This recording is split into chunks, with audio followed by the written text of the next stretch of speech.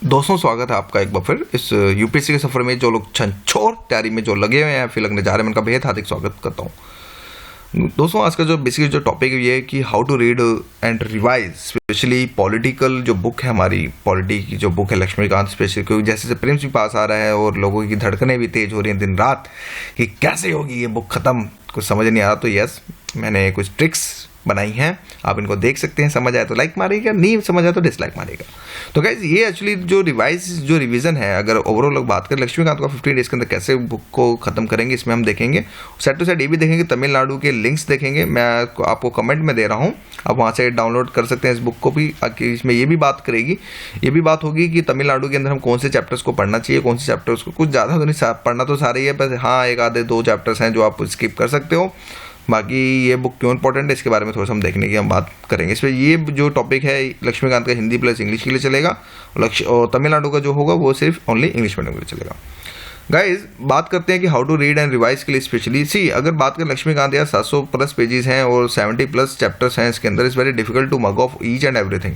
पहली बात तो ये आपके क्वेश्चन में होगा sir can I make notes for the Laxmikanth, मैं बोलूँगा बिग नो। बिकॉज लक्ष्मीकांत के अगर नोट्स बनने लग गए ना तो बैंड ही बजनी है और कुछ नहीं होना। बिकॉज लक्ष्मीकांत की एक लाइन के अंदर एक फैक्चुअल क्वेश्चन है, राइट। तो इट्स नॉट पॉसिबल। कुछ लोग अगर आपको कह रहे हैं कि यार बस बना दे नोट्स ही तेरा बेड़ा पार कराएगा, तो बहुत ऐसा नहीं है। मैं यहाँ पे स्टैंड लेके बोल रहा हूँ कि पॉलिटी के नोट्स बनाओगे तो यार जस्ट टाइम वेस्ट होगा और आपका सर खपाई होगी और कुछ नहीं होगा, फ्रस्ट्रेट हो जाओगे, फिर बोलोगे भैया यूपीएससी बहुत मुश्किल है। तो जिस वजह से yes go with the smart approach थोड़ा सा लो, बाकी आप लोग खुद समझदार हैं, बाकी जो मैं क्या बताऊंगा वो आप खुद समझ जाना, बाकी आपके ऊपर है। खैर तो गाइस अगर बात करें कॉन्स्टिट्यूशन, पहले हम देखेंगे चैप्टर ओवरऑल अगर बात करें पार्ट 1 के अंदर कॉन्स्टिट्यूशन फ्रेमवर्क, ये चौथे एडिशन की बात बता रहा हूँ मैं, 5th के लिए मैं बाद में बताऊंगा इसी की पीपीटी के लास्ट में।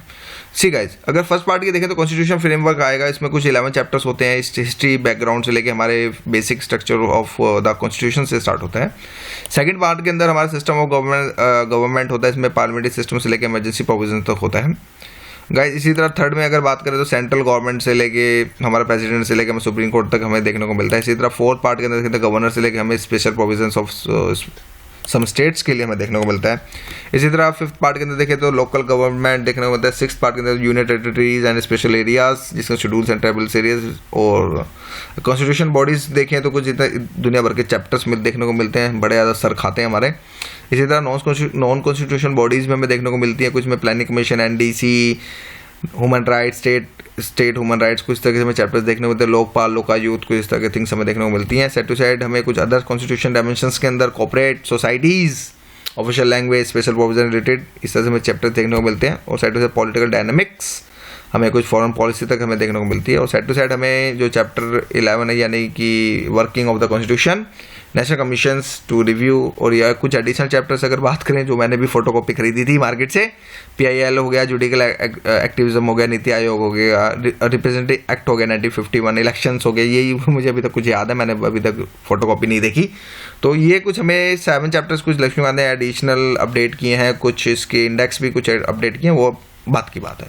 तो ये अभी तक हमने ओवरऑल देखा कि क्या क्या है क्या क्या नहीं है। लेट्स स्टार्ट विद, पहले बात करते हैं गाइज 2 अप्रोचेज होती हैं पॉलिटी। जो आर्ट्स स्टूडेंट्स हैं, जो ह्यूमैनिटी वाले स्टूडेंट्स हैं, उनको तो पता होगा, वो तो अपने आप से हिसाब से कर सकते हैं। पर बात आती मेजोरिटी की, मेजोरिटी में जिसमें बीटेक वाले भी फंसते हैं, मेडिकल वाले भी फंसते हैं और कॉमर्स बैकग्राउंड वाले फंसते हैं, यानी like me as well as.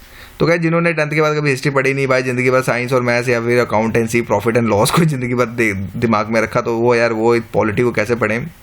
कि कुछ लोगों ऐसे भी होंगे जिनको ये नहीं पता बॉस MP और MLA में क्या फ़र्क है। होता है यार, मैं भी आप लोगों जैसे ही हूँ और मुझे भी कुछ नहीं पता था कि क्या होता है, बट यस।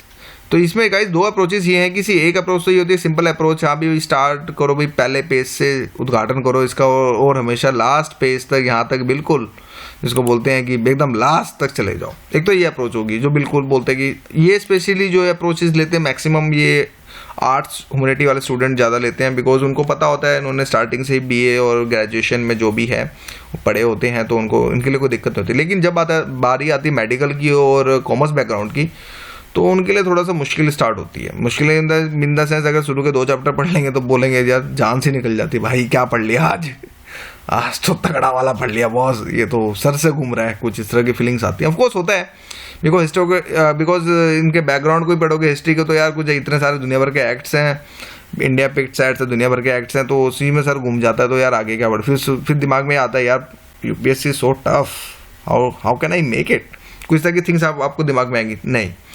गाइज एक तो ये अप्रोच होगी। सेकंड अप्रोच में ये है, सी इन द सेंस अगर बात करूँ, आप सबसे बेस्ट है अगर मैं बोलूँ तो सी सबसे बेस्ट मैं आपको यहाँ पे ये बोलूँगा कि स्टार्ट करो प्रेसिडेंट से डायरेक्ट। अब बोलोगे sir what about the fundamental right, what about the DPSP, what about the fundamental duties, यार हैव अ वेट, बुक तो पूरी खत्म करनी है, मैं ये नहीं कह रहा नहीं खत्म करनी, बट अपने स्टाइल में खत्म करो ताकि चीज़ें समझ आ जाए। इन द सेंस अगर बात करें प्रेसिडेंट उठाओ, डायरेक्ट उठा लो, कोई इशू नहीं है।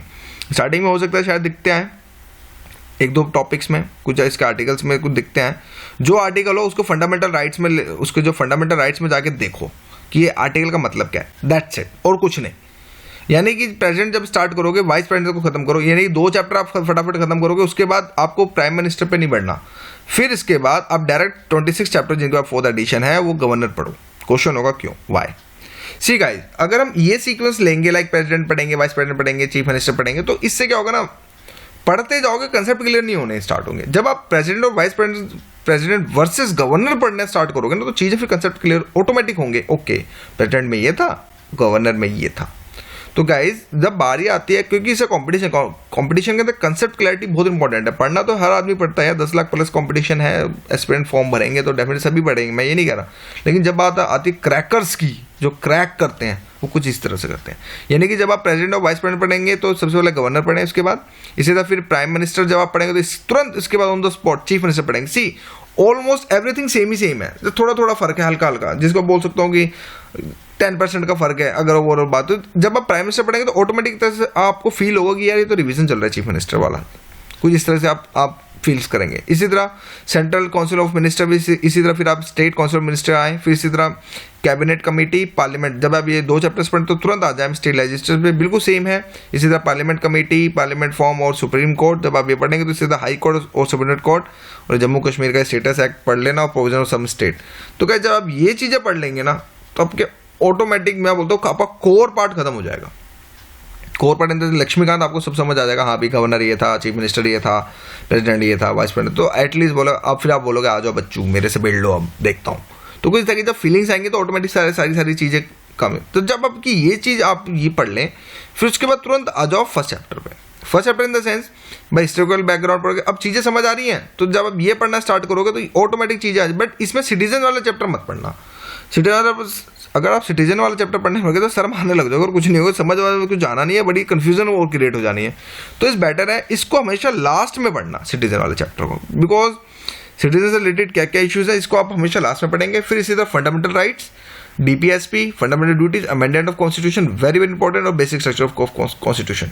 इन द सेंस अगर बात करें रिविजन की, ठीक है आपने लेट्स सपोज 11 चैप्टर्स पढ़ लिए, क्वेश्चंस कहाँ से उठ रहे हैं? क्वेश्चन इन द सेंस अगर बात करें तो historical background, making of constitution, fundamental rights, very hot topic in the sense he important means हाँ यहाँ से क्वेश्चन उठ सकते हैं। हॉट टॉपिक मीन्स यहाँ से कहीं ना कहीं डायरेक्टली इनडायरेक्टली हमें क्वेश्चन देखने को मिलता है हर साल यूपीएससी में। तो जिस वजह से यानी कि अब historical background, making of constitution, अब ये silent feature of the Indian constitution अगर आपने एक बार पढ़ लिया ना तो इसको दूसरी बार पढ़ने की इतनी ज़्यादा जरूरत नहीं है, आप लास्ट टाइम भी पढ़ लोगे तो भी हो जाएगा।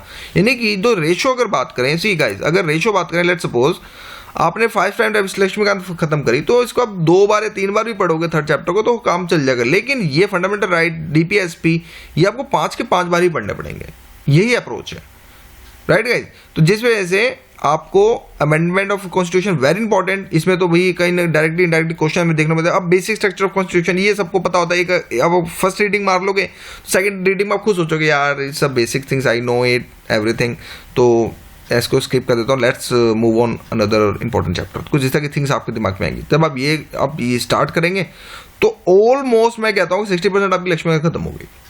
फिर उसके बाद जब आप ये टॉपिक खत्म कर लें, फिर उसके बाद गाइज तुरंत on the spot parliamentary system, federal system, central state relation और इंटर स्टेट रिलेशन, इनको आप एक झटके एक सांस में खत्म करेंगे, यानी कि एक stand means back to back जो भी है आपको 2 से 3 दिन के अंदर आप खत्म करने की कोशिश करेंगे। लेकिन जब रिवीजन मारेंगे तो इसी पार्लियामेंट सिस्टम और फेडरल सिस्टम जब आपने एक बार पढ़ लोगे तो ये चीज़ें कंसेप्ट क्लियर हो जाएगा, हाँ यार ठीक है इसमें ये था। लेकिन जब बारी आती है जहाँ से एमसीक्यू हिट होते हैं, ये 3 चैप्टर्स बड़े इंपॉर्टेंट है। उस खास तौर पर इमरजेंसी प्रोविजन तो इतना इंपॉर्टेंट है, ये तो जिंदगी भर काम आएगा। इवन दैट अगर आप एडमिनिस्ट्रेटर भी बनेंगे इन फ्यूचर में तो ये चीज़ें तो इंपॉर्टेंट रहेंगी। तो यस, जिस वजह से इन पे ज़्यादा फोकस करना है, यानी कि 5 रेशो अगर बात करें तो 2, अगर आपने ये 2 टाइम पढ़ लिया तो इनको एटलीस्ट 5 टाइम्स पढ़ो।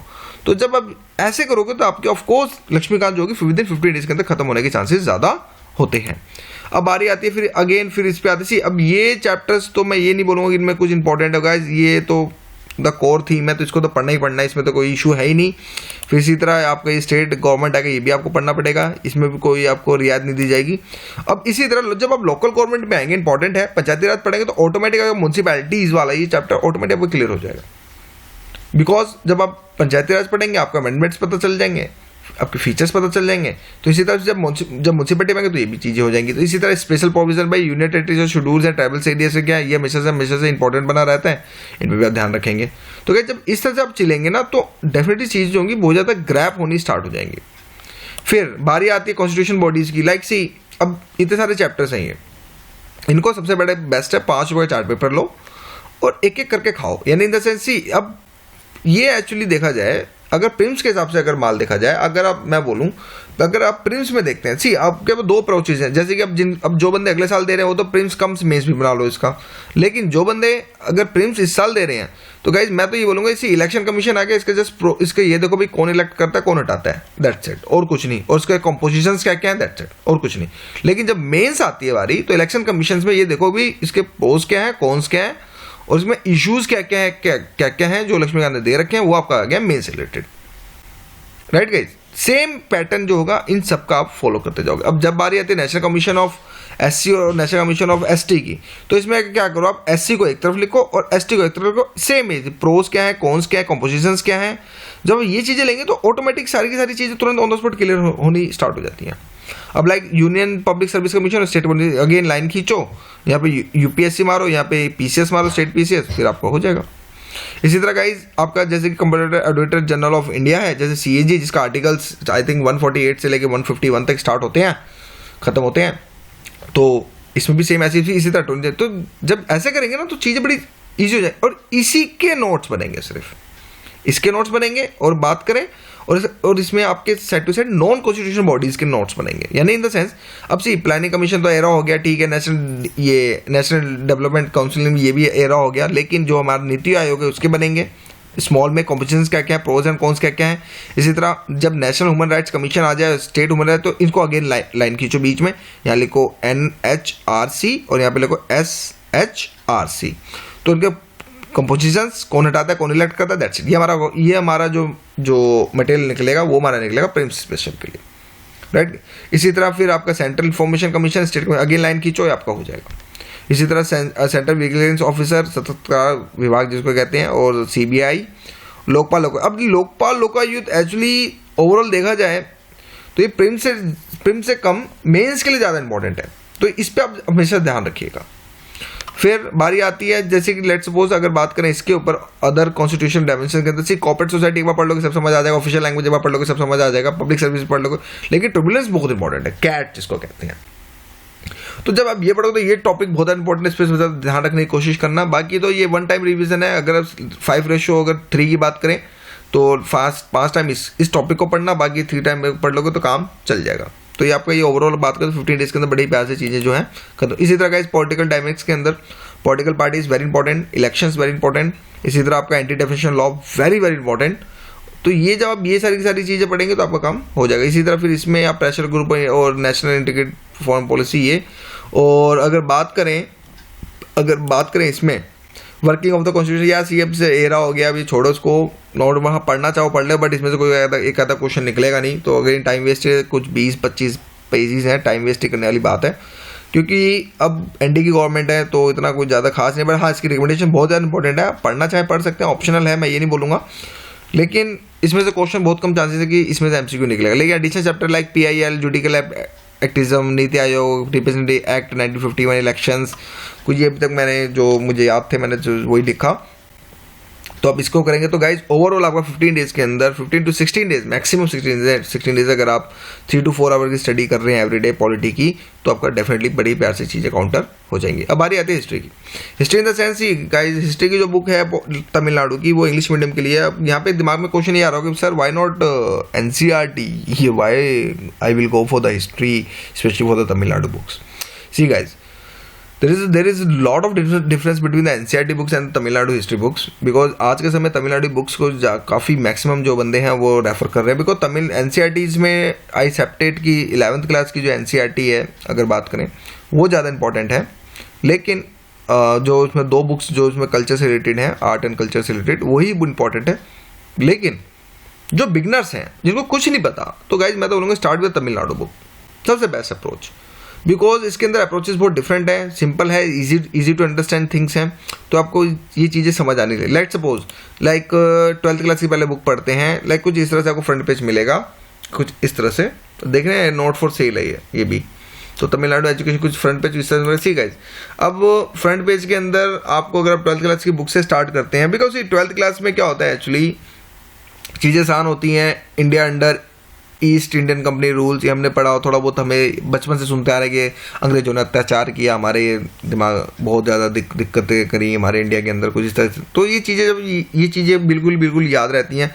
लेकिन इसके अंदर जब आप ये पढ़ेंगे तो प्लीज़ ये 3rd चैप्टर बिल्कुल मत पढ़िएगा, तमिलनाडु वाला, ये इतना इंपॉर्टेंट नहीं है, because see British rule in Tamil Nadu. अब ये तमिलनाडु की बुक है तो ऑफकोर्स तमिलनाडु से रिलेटेड एक चैप्टर इन्होंने निकाला, तो ये चैप्टर आप काट देना, ये चैप्टर नहीं पढ़ना। इसी तरह ग्रेट रिवॉल्ट हो गया, और आपको जब ये सीक्वेंस लेंगे तो एटलीस्ट जब आप मॉडर्न हिस्ट्री जब आप खत्म करना स्टार्ट करेंगे तो आपकी सारी चीज़ें बहुत अच्छी ग्रैप होंगी। इसी तरह चैप्टर नंबर 9 आपको नहीं पढ़ना, role of the Tamil Nadu in Indian freedom movement, because states के थ्रू कोई भी सेंट्रल गवर्नमेंट अगर आप जॉब करते हैं तो इस तरह के क्वेश्चंस नहीं आते। फिर आप सीक्वेंस में लेंगे कुछ फ्रीडम मूवमेंट, यहाँ तक तमिलनाडु की बुक, ये आपका ओवरऑल अगर बात करें तो यहाँ तक आपका ये चलेगा चैप्टर यूनिट 15 था। अब सीखा, अब ये आ गया वर्ल्ड हिस्ट्री। अब वर्ल्ड हिस्ट्री के अंदर अगर आप देखें तो आपको मेन से रिलेटेड ही क्वेश्चन निकलेगा, प्रीम से रिलेटेड क्वेश्चन नहीं निकलेगा। तो जिस वजह से मैं ये बोलूँगा कि इसको आप मेंस पार्ट के लिए अब या तो आप इसको स्टॉप भी कर सकते हैं यहाँ तक कि आप ठीक है भाई पहले मॉडर्न हिस्ट्री पढ़ लिया, फिर मैं 11th क्लास की NCERT भी पढ़ूंगा, मेंस तमिलनाडु की बुक पढ़ूंगा, तो आप उस तरह से देख सकते हैं, और उसको आप पोस्टपोन भी कर सकते हैं। फिर और मैं आपको ये सजेशन ये दूंगा कि आप यूनिट 5 तक ही पढ़ना, बिकॉज पहले आप एक सेक्शन टू सेक्शन चलें, ज़्यादा बेस्ट यहाँ पे रहेगा। तो गाइज इसी तरह अगर ओवरऑल अगर बात करें तो इसमें आपको चैप्टर नंबर 9 नहीं पढ़ना है, और बाकी इस all depends to belongs to the world history, तो आप इस पर आप देख लीजिएगा। गाइज इसी तरह 11th क्लास की NCERT कुछ इस तरह से आपको दिखेगी, हाईयर सेकेंडरी फर्स्ट ईयर। सी अब ये फर्स्ट ईयर एक्चुअली हम लोग बड़े कंफ्यूज होते हैं दिल्ली वाले, फर्स्ट ईयर तो यार सी अगर बात करें तो ग्रेजुएशन को बोलते हैं, लेकिन अगर यूपी साइड निकल जाओ, बिहार साइड निकल जाओ, तो वहाँ पे फर्स्ट ईयर का मतलब होता है 10+1, यानी कि जो 10th के बाद जो पास कर लेते हैं उनको फर्स्ट ईयर कहते हैं, जिस वजह से मैंने यहाँ पे 11th क्लास लिखा। तो गाइज जब 11th क्लास पढ़ेंगे तो सी कंटेंट कुछ इस तरह से होंगे, कुछ 23 चैप्टर्स हैं, लेकिन मैं फर्स्ट चैप्टर को इतना खास इंपॉर्टेंट नहीं है, लेकिन हाँ चैप्टर 2 से लेकर चैप्टर 23 तो ये आपको अपने हिसाब से देखना होगा, ये बहुत इंपॉर्टेंट चैप्टर्स हैं, और specially for the Jainism Buddhism बहुत एक डिफरेंट एंगल्स के साथ इन्होंने बताने की कोशिश करी है, तो ये अपने हिसाब से देखेंगे और एक सीक्वेंस वाइज आपको करना पड़ेगा। सी अब आर्ट एंड कल्चर UPSC के लिए बोलते तो आर्ट एंड कल्चर आ रहा है, लेकिन टू बी फ्रैंक अगर बात करूँ तो अब जो क्वेश्चन एशियन हिस्ट्री से भी हमें देखने को मिलते हैं। लास्ट 2016 के अंदर अगर बात करें तो 3 क्वेश्चन एशियन हिस्ट्री से आए थे, तो दिमाग की बत्ती जलाओ गाइज, 6 मार्क्स बहुत इंपॉर्टेंट होते हैं। तो जिस वजह से आप ये अप्रोचेज लेंगे, इसके अंदर कुछ चैप्टर्स हैं अगर बात करें तो like see the impact of, ये चैप्टर नहीं करना है, इसी तरह स्टोन एज से लेके आपका प्री मोयरा पीरियड तक यहाँ से आप देख लेंगे। फिर इसी की जैसे फिर ओवरऑल इस तरह से सीक्वेंस जो है हमारा चलता है यहाँ पे रहेगा। यानी फिर ओवरऑल अगर बात करें तो rise of Maratha and the coming of, यानी कि जब ये 11th क्लास की बुक खत्म होती है, पर मैं आपको कहता हूँ कि start with the 12th class first, क्योंकि 12th क्लास थोड़ी सी इंटरेस्टिंग बुक है, थोड़ा मज़ा आएगा, गांधी जी से रिलेटेड आपको काफ़ी कुछ पढ़ने को मिलेगा। तो जिससे मैं आपको ये बोलूँगा कि 12th क्लास की बुक को आप स्टार्ट करें, फिर उसके बाद 11th क्लास की वाली बुक, बाकी इसके दोनों के मैं लिंक्स इसमें दे रहा हूँ। और जो बंदे दूर दराज से हैं जिनको कुछ नहीं पता, तो ये माई नोट्स गुरु एक चैनल है, आप इसकी वेबसाइट पे जाके .in पे जाके देख सकते हैं, या फिर इनका कुछ यूट्यूब पे चैनल है, वहाँ से इनके नोट्स मंगा सकते हैं। फ्री वाले जो हैं शशि ठाकुर 2032.wordpress.com के थ्रू यहाँ से भी आप देख सकते हैं। तो गाइज आई होप कुछ समझ आया होगा। तो thank you and thank you for watching my video and thank you for your ज़बरदस्त सपोर्ट।